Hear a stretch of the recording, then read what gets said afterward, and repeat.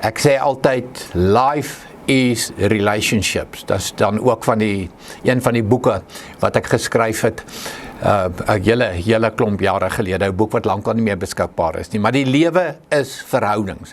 Die lewe gaan oor verhoudings. Kom ek lees vir jou die baie bekende 1 Korintiërs 13 vers 13. En nou, geloof, hoop en liefde bly, hierdie 3. En die grootste hiervan is die liefde. Let wel, nie die belangrikste nie. Mense geloof is belangrik, hoop is belangrik, liefde is belangrik, maar die grootste hiervan is die liefde. Hoekom hierdie woorde?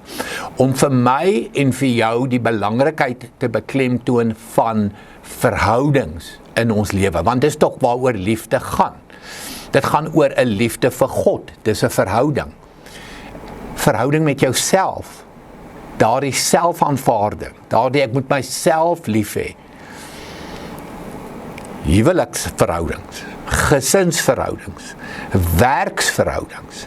Verhoudings moet prioriteit wees in jou lewe en in my lewe. Hoekom? Want liefde moet prioriteit wees in jou lewe en in my lewe. En dit doen ons deur verhoudings weer prioriteit in ons lewens te maak.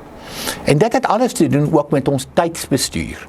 Alles in my lewe en jou lewe word eintlik bepaal deur ons dagboeke, dit wat staan in ons dagboeke. Dit wat vir ons belangrik is, ek kan vir jou sê in my dagboek, dit wat vir my belangrik is, dit staan in my dagboek geskryf. En daardie afspraak is belangrik, daarom is hy my dagboek. En hierdie vergadering is belangrik en daarom is hy my dagboek. En hierdie optrede by 'n skool of 'n kerk is vir my belangrik en daarom is dit in my dagboek. Belangrike goed is in my dagboek geskryf. Ons moet begin om verhoudings in ons dagboeke te skryf. Om die liefde wat die grootste is, weer die grootste te maak, die nommer 1 in ons lewens te maak.